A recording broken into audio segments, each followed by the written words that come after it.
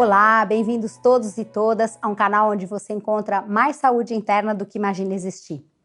Hoje eu quero falar com você um pouco sobre a mandala terapia e qual é a potência do recurso não verbal. Um dos grandes diferenciais de um trabalho assim é que o foco, o olhar terapêutico, está sempre no aqui e agora. É a partir desse lugar que a gente inicia o trabalho. Não se trata, claro, da gente ignorar o passado, não é isso. Se algum padrão referente ao passado surgir, claro que a gente vai considerar e olhar para ele. Mas a questão é como a gente começa o trabalho. Então, partir de questionamentos, de qual o seu lugar nesse processo que está acontecendo, se tratar de uma relação, o que também o outro, como o outro está se apresentando aqui, quais são as memórias, quantas vezes isso aconteceu na sua vida, de onde você se lembra desse padrão. Esse é um caminho outro, é um caminho pela racionalidade e num trabalho assim, não é essa a forma de lidar. Então, eu vou mostrar para você na mandala, para você entender um pouquinho como isso se dá no dia a dia, a partir do desenho concreto. Então, se a gente olhar para a mandala que está aqui, foi feita por uma paciente, no momento onde ela teve uma discussão séria com o marido e ela vinha com uma queixa de que ela estava bastante chateada.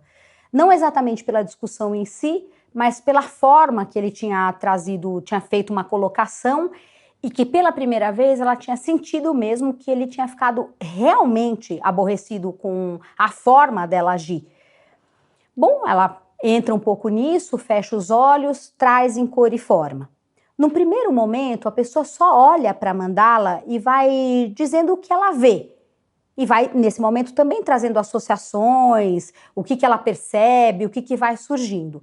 Ainda assim, ela não trazia muito, ela não conseguia trazer muito. Ela olhava para cá e dizia, bom, eu percebo essas setas vermelhas, tem algumas que estão mais tortas do que as outras. Eu estou observando aqui no centro, tem uma coisa que me incomoda muito. Eu gosto dessa cor amarela, mas tem uma mancha embaixo que me... é como se tivesse borrado, errado. Isso também não é uma coisa muito boa. Mas como um todo, eu acho que tem certa harmonia. E para mim, assim, não é de todo ruim. Depois aqui a gente faz sempre um trabalho corpo-mente, um pouco mais sensível, onde você passa a ter um olhar difuso para a mandala.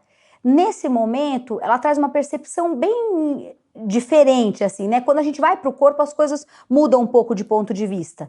E ela disse que ela se via dentro, como se fosse dentro, nesse centro, que ela tinha uma percepção de sala, como se ela visse uma sala e ela girava em círculo, olhava assim ao redor, procurando defeitos.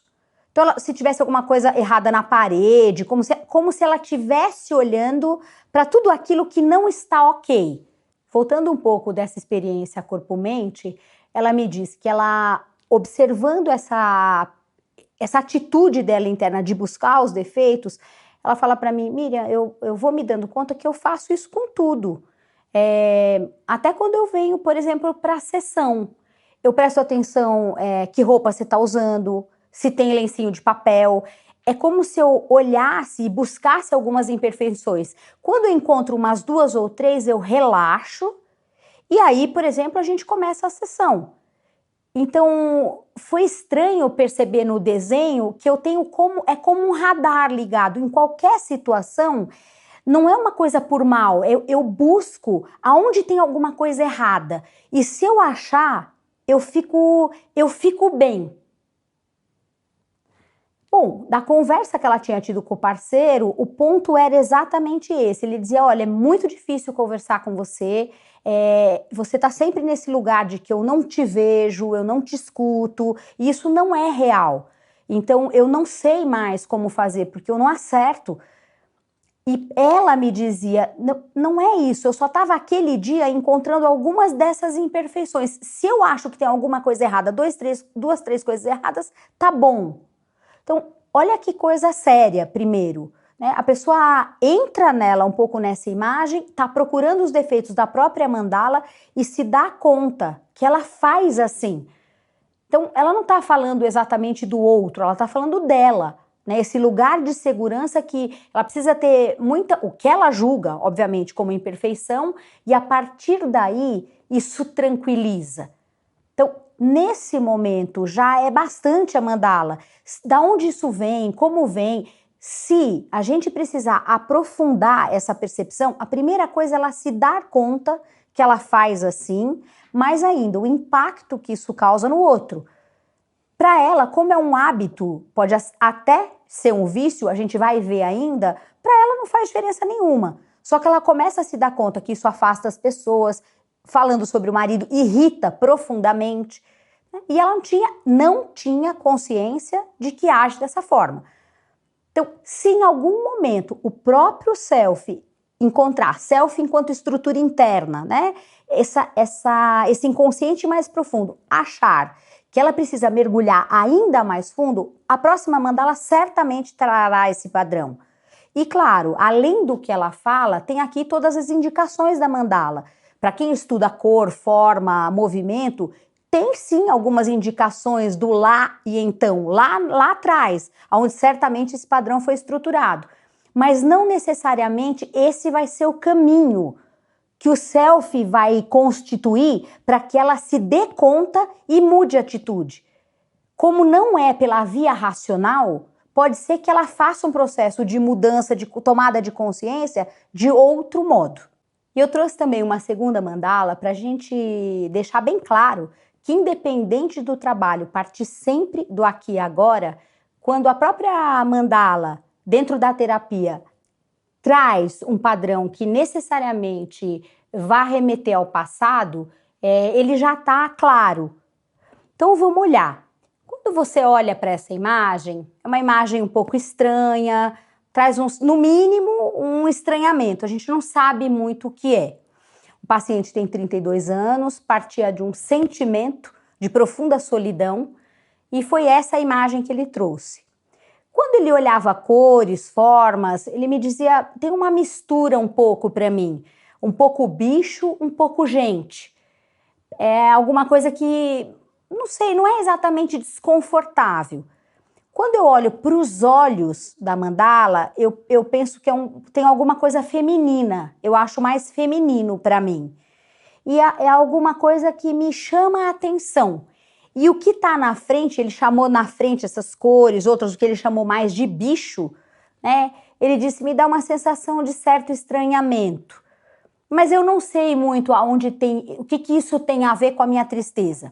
Foi uma mandala que deu muito trabalho, né? É uma mandala longa, difícil de fazer. Você vai perceber por tanto detalhe.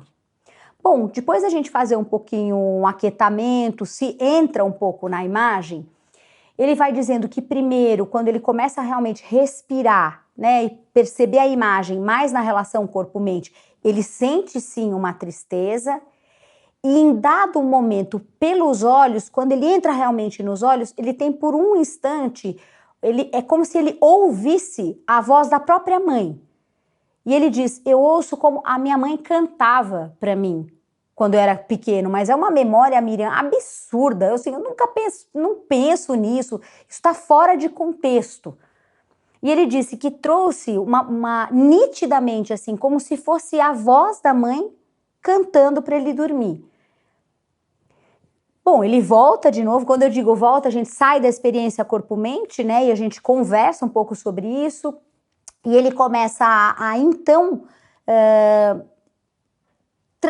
trazer reflexões, associações dessa solidão e o quanto essa dimensão um pouco de ternura para ele. Eu pergunto primeiro o que tinha nesse cantar, se era alguma coisa. Ele falou, olha, é uma experiência muito confortável, é muito carinhosa para mim, mas é alguma coisa que está a quilômetros de distância da minha vida. Hoje eu não tenho essa relação com a minha mãe, a gente tem uma relação bastante distante e, sabe, a última coisa realmente que eu estava pensando aqui é a minha mãe. Então veja, nesse caso, mesmo a gente tendo partido do aqui e agora, o próprio inconsciente traz para a gente olhar essa relação que está tão distante, uma relação de carinho, uma relação de afeto, e aonde isso ficou dentro dele, que ele não reconhece no momento presente. Certamente tem algo aí ainda vinculado à mãe, não só a ela, ele está falando dele também, ele diz essa dimensão de ternura está tão longe para mim. Então, quando ele parte do princípio que esse sentimento de solidão surge só de não ter uma parceira nesse momento, fica claro dentro dessa mandala que as questões são mais profundas do que isso. E nesse caso, a gente não precisou forçar. Claro que daqui para frente, se a indicação é essa, pelo próprio padrão desenhado, é por aí que a gente vai, mas vai depender também das imagens que ele mesmo for trazendo. Então, é só para a gente compreender como acontece o caminho terapêutico, como é que o terapeuta acompanha o inconsciente.